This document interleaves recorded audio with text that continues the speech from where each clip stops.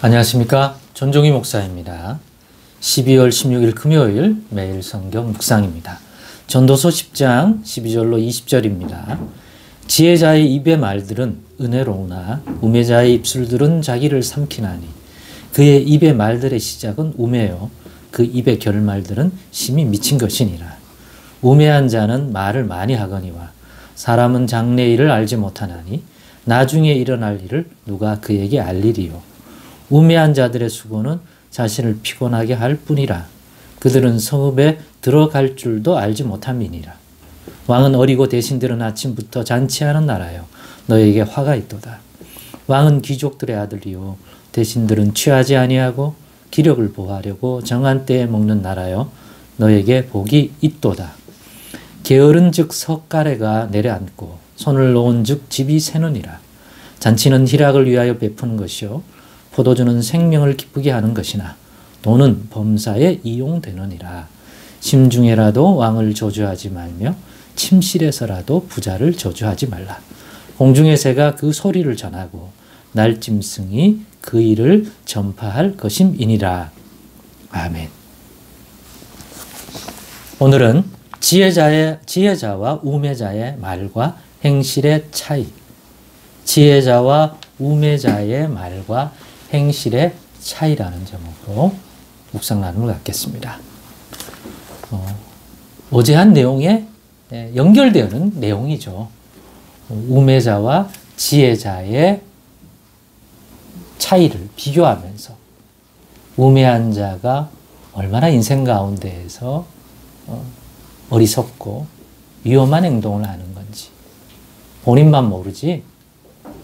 그러나 지혜자는 정말로 적절한 말을 하고 그 지혜가 있고 없고에 따라서 그 결과가 너무나 차이가 나요. 일을 성공시키고 해결하는 데 있어서 결정적인 역할을 하는 것이 지혜다. 그러니 지혜가 있고 없고는 정말로 그 결과에 있어서 실패냐 성공을 결정짓는 것이다. 그러나 우매자의 그 우매한 행위나 말들은 그야말로 자신만 아니라 자신 때문에, 자신의 그 우매함 때문에 자신과 관련되어 있는 모두에게나 큰 피해를 줄 수 있는 그러한 위험성이 있다는 거죠. 그러한 연장선에서 오늘 특별히 우매자가 하는 행동과 특별히 그 입술의 말들에 주목해 보면 좋을 것 같습니다. 오늘 이 본문에는 또 지혜자는 그 말에 있어서 은혜로운 말을 한다는 거죠. 다시 말하면 적절하게 말을 통제하면서 필요에 따라 소금 치듯이 그렇게 할 줄 안다는 거죠. 그러니까 이 지혜 꼭 필요합니다. 왜냐? 우매자는 반대로 우매자의 입술에는 자기를 삼키는 말을 한다는 말이에요. 자기를 삼킨다는 말이 뭐예요? 저는 이거를 그냥 이런 식으로 받아들였습니다. 자기 매를 버는 말, 스스로 화를 자초하는 말. 그렇게 말하지 않았으면, 입술을 그렇게 사용하지 않았다면 안 해도 될 화를 스스로 자신이 그렇게 입술을 사용함을 통해서 만들어냈다는.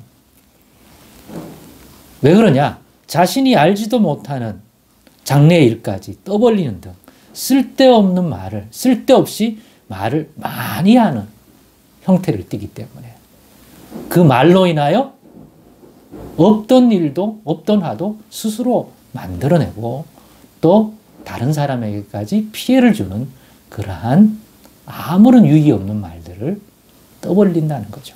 말을 많이 하게 하다 보면 이렇게 된다는 거죠. 지혜로운 자는 그 입술을 잘 통제해서 꼭 필요한 말, 그리고 자신에게 이로울 말, 또 자신이 속해 있는 어떤 그러한 공동체나 또 집이나 그곳에도 해를 끼치지 않고 유익을 줄 말을 적절하게 한다는 거예요. 왜? 지혜롭기 때문에. 그러면서 우매자는 정작 자기 일에 관해서 남의 일에 이렇다 저렇다 많은 얘기를 하지만 정작 자기 일에 관해서는 누구나 하는 일도 제대로 알지도 못하고 하지도 못하는 그러한 것이 우매자가 하는 말이요, 행동이라는 거죠. 그러니까 이 우매함에 빠지면 안 될 것입니다. 우리 자신의 입술과 행동이 우매자에 가까운지 지혜자에 가까운지 점검하는 것은 이 해 아래에서 이 땅에서 사는 동안에 매우 중요하고 영향을 끼치는 것이니 신앙을 떠나서라도 이것들은 유익이 될 만한 것이 분명합니다.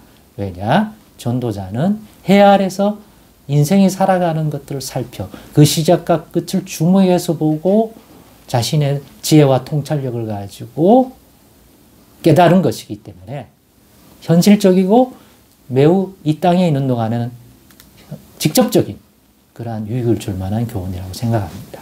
과거 이 전도서가 기록된 고대 사회만 아니라 오늘날에도 마찬가지일 것 같습니다.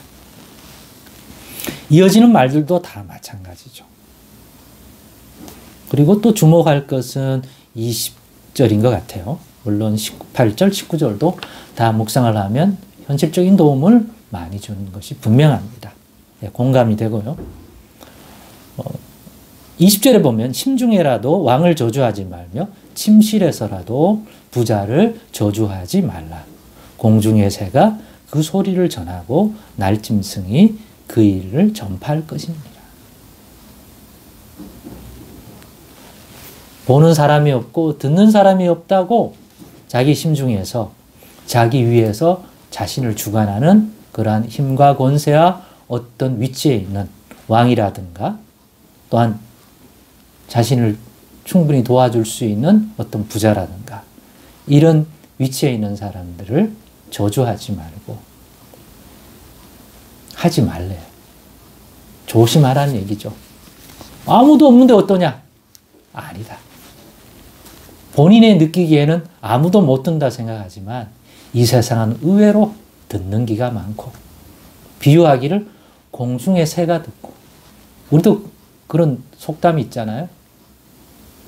낱말은 새가 듣고 반말은 쥐가 듣고 맞습니까? 헷갈리는데 뭐요? 안 들리는 것 같고 소문이 안 날 것 같은데 사실은 어떤 형태로든지 소문이 나게 돼 있다. 실제로는. 비밀은 없는 거죠. 그런데 그게 들려봐요. 왕이 들어봐요. 부자가 들어봐요. 필요할 때 부자의 도움을 요청하면 도움을 주겠습니까?